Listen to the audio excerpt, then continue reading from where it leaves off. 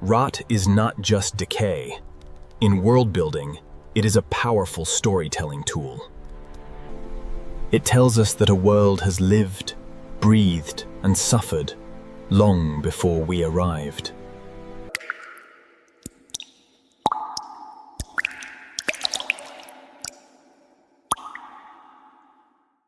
In games like Elden Ring, decay is woven into the very fabric of the landscape. Sometimes, to understand this decay, we must look at our own world.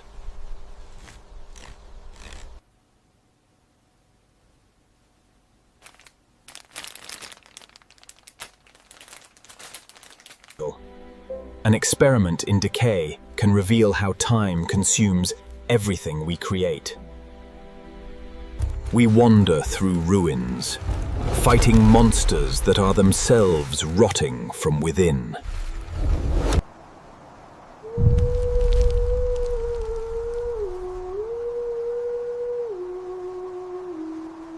The creatures we encounter reflect the sickness of their dying world.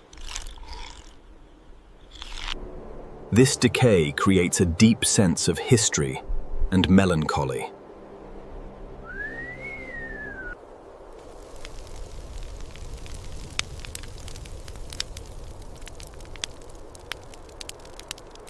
In sci-fi, we see rusted cities built on the bones of older civilizations. Organic decay reminds us that nature always reclaims artificial spaces.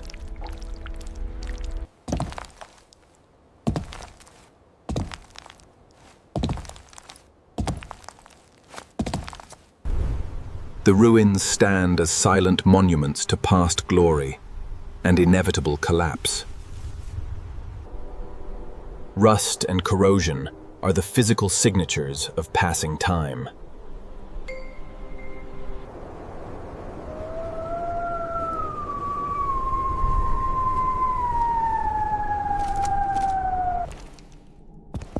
The inhabitants of these worlds are often as broken as their surroundings.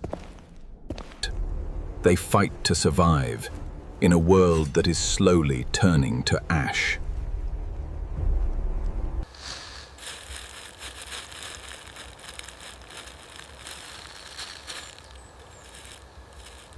We try to connect the dots, searching for meaning in the madness of ruin. Even artificial life is touched by the slow creep of rust and wear.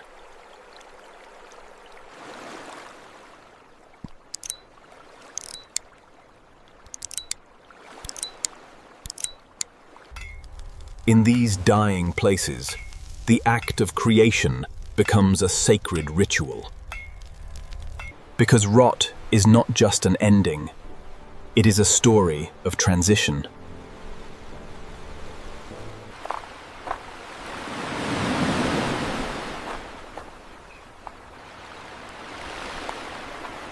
It is the sound of rebirth, of new life feeding on the old.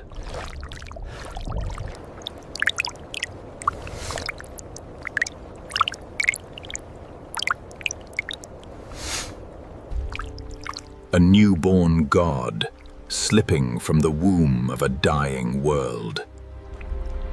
A billion dreams becoming fertilizer for the ages to come.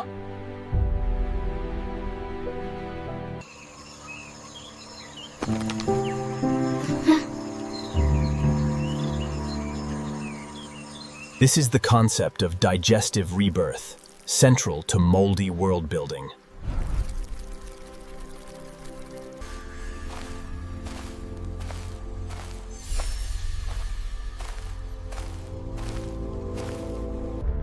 We choose the word digestion over decay because it implies active feeding. A digestive world is actively consuming its own foundations to fuel new growth.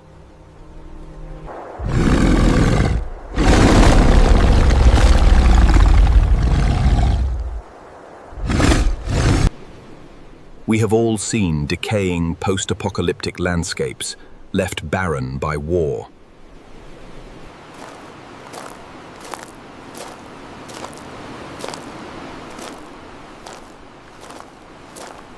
But a moldy world is different. It is thick with new, strange life.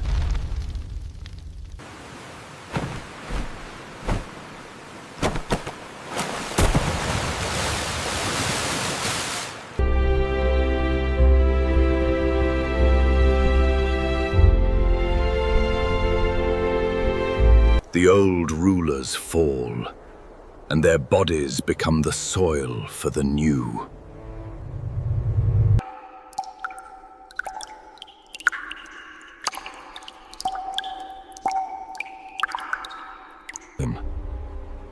Nowhere is this more apparent than in the dark fantasy of FromSoftware.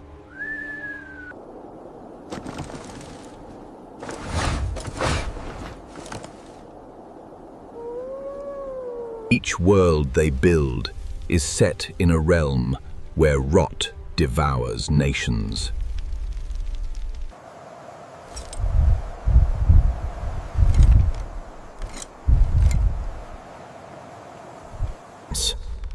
And yet, these lands are rank with a strange, persistent life.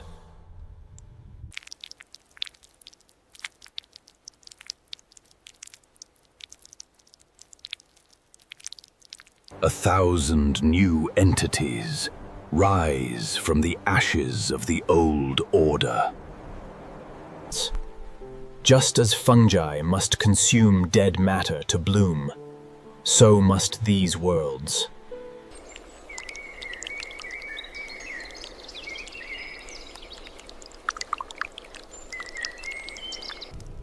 They exist in a state of constant gnawing, grinding the past to create a future.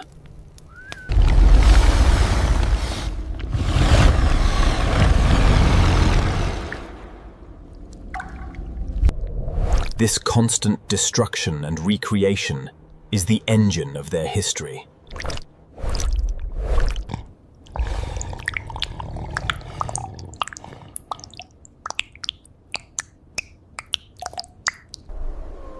But moldy world-building does not always require literal mold or rot.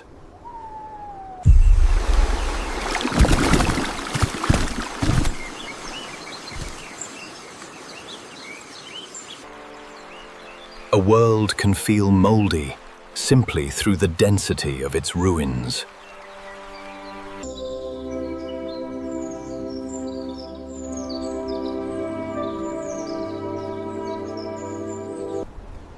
Some lands are choked with strange, alien fungi and red earth, while others erode silently under thick coverings of golden vegetation.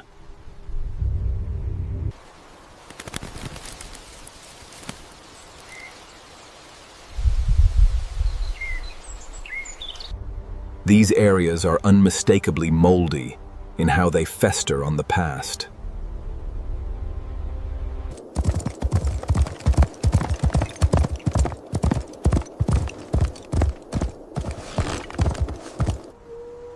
The landscape itself becomes dependent on these fragments of history.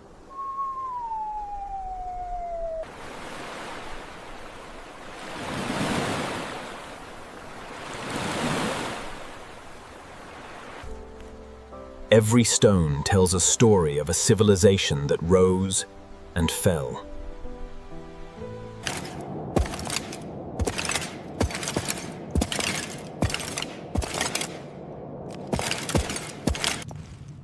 Exploring these spaces feels like an archaeological dig into the lore.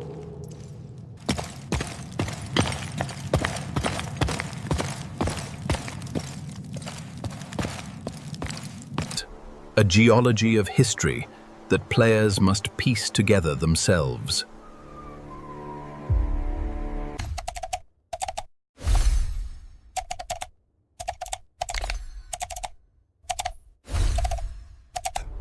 This dedication to environmental storytelling is what makes these worlds so compelling. Because on a fundamental level, every ruin is a story.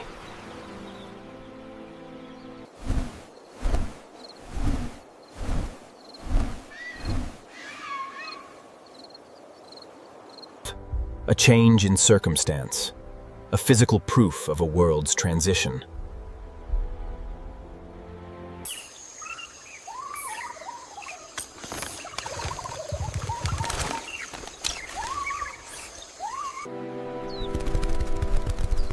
There is a reason why ruins are so common in narrative-focused games.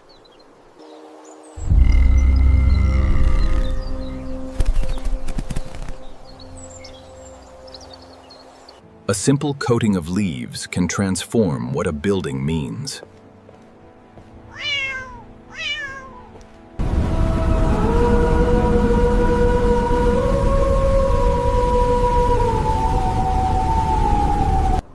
Suggesting a vast timeline of unspoken eras and forgotten peoples.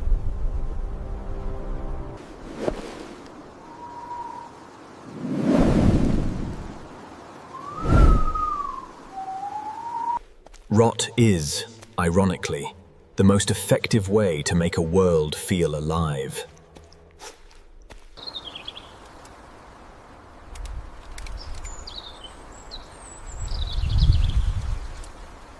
Decomposition offers a rich history without a single line of exposition.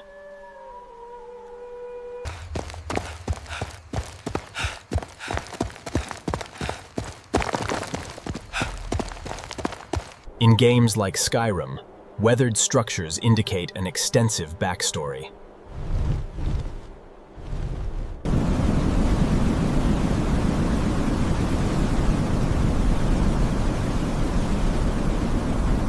Regardless of whether the player chooses to read the in-game books.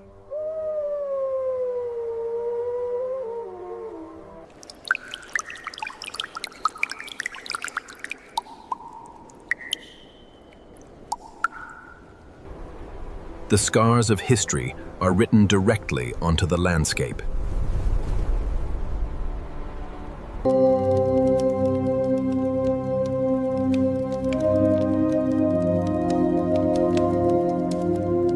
Providing a sense of depth and reality that words alone cannot achieve. We see this same depth in the kingdoms of dark fantasy literature.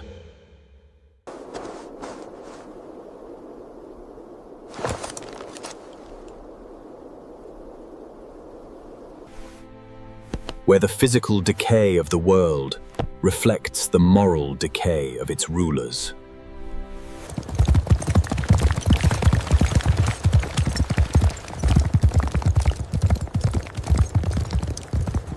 You don't need to know the history to smell the stench of necrosis.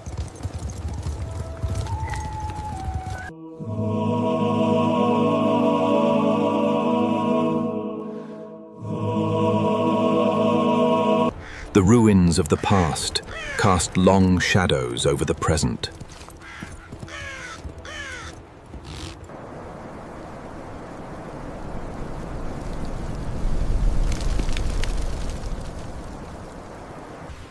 Monuments of past civilizations dwarf the achievements of the living.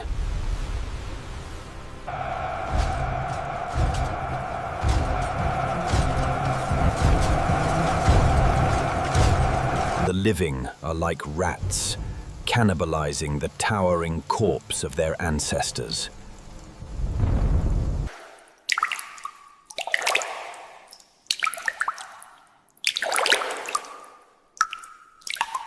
We can call these settings post-apocalyptic, and indeed they are.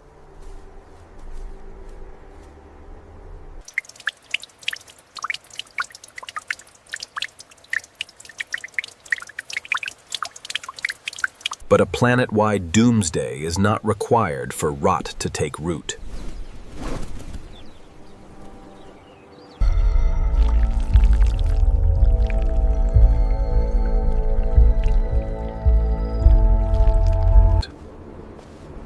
Time alone can swallow a civilization, erasing names and events.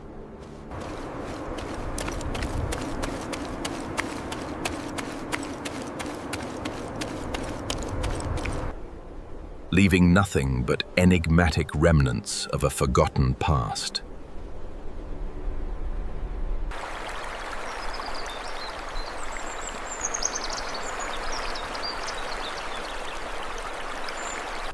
For beyond acting as a story, a ruin is a question.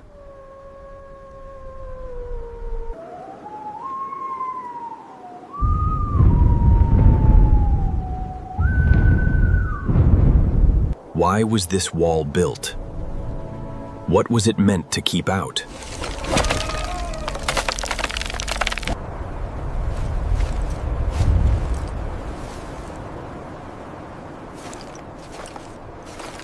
The answers are often lost to time, leaving only quiet ambiguity.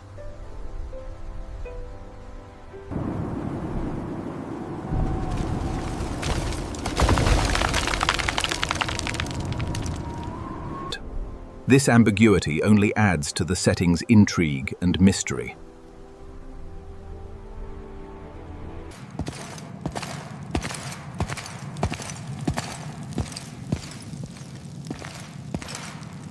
The most effective rotting settings layer mystery upon mystery.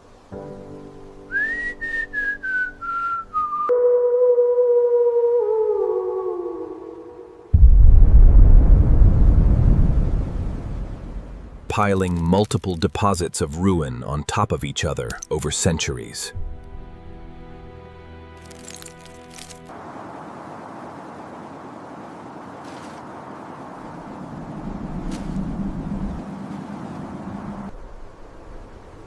A dragon's corpse festers on the remains of an older church.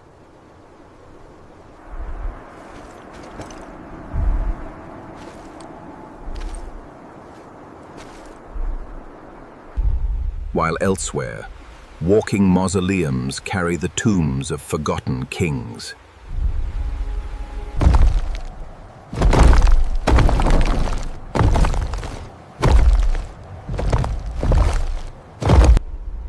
Each new layer of wreckage adds subtle depth to the world.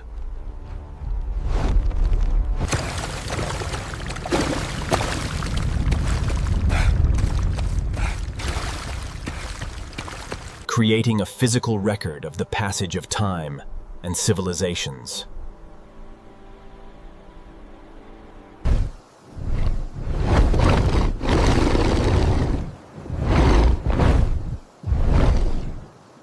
We see this in series like Avatar, where ruins are commonplace.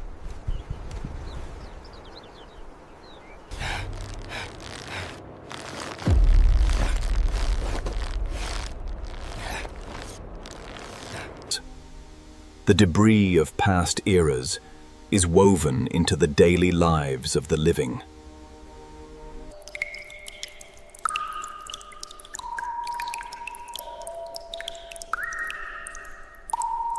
Ruins so commonplace that many go unnamed and unremarked upon.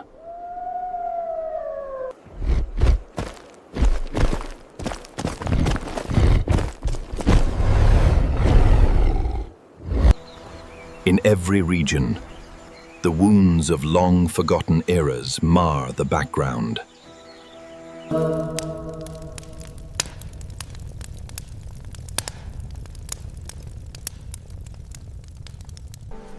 A theme of loss and rebirth that makes the setting feel grounded.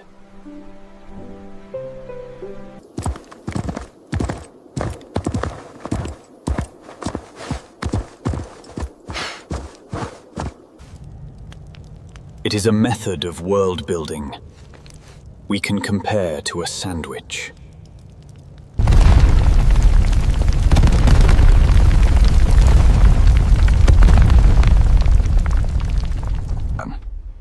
Where each new layer builds upon the old to create a greater whole.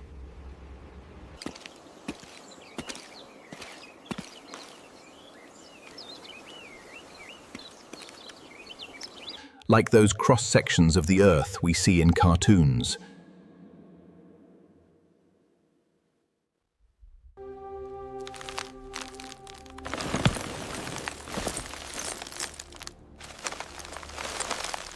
Or a sandwich, where each ingredient adds to the flavor of the world.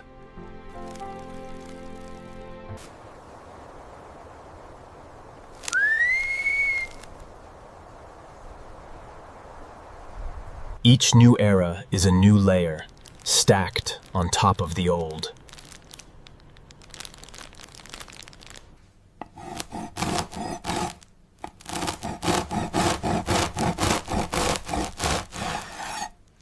Creating a rich, textured setting that feels lived in and real.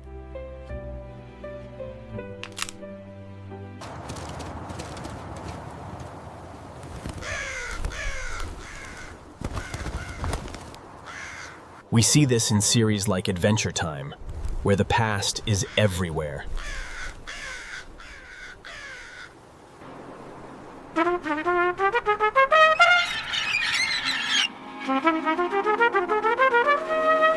The world is literally built on the ruins of our own civilization.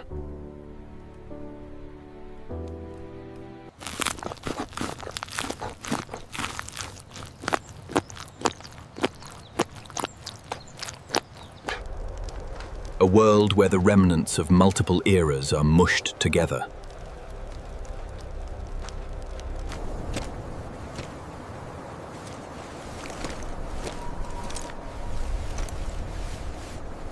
Creating a playground of history for the characters to explore.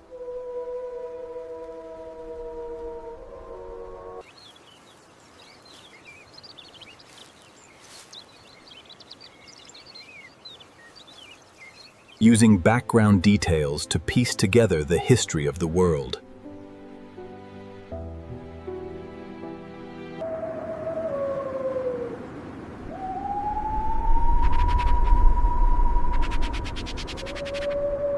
A world built on multiple Armageddons, not just one.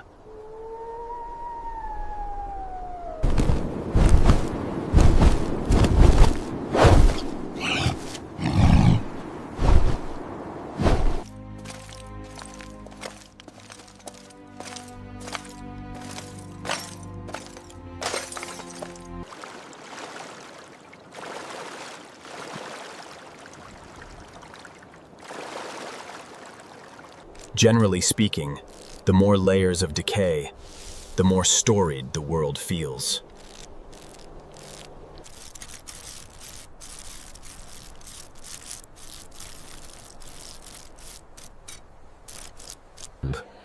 A setting that feels alive because it has a physical memory of its past.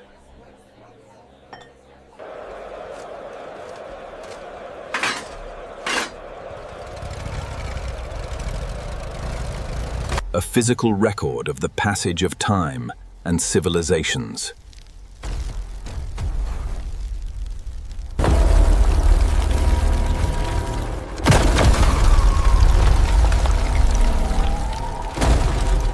Because rot is not just an ending, it is a story of transition.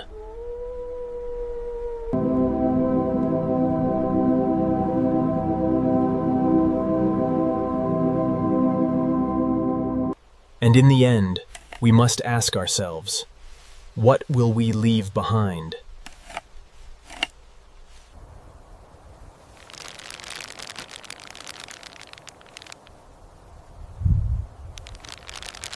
A fragment of our own world, waiting to be digested by the future. A tiny seed of history in a moldy, beautiful world.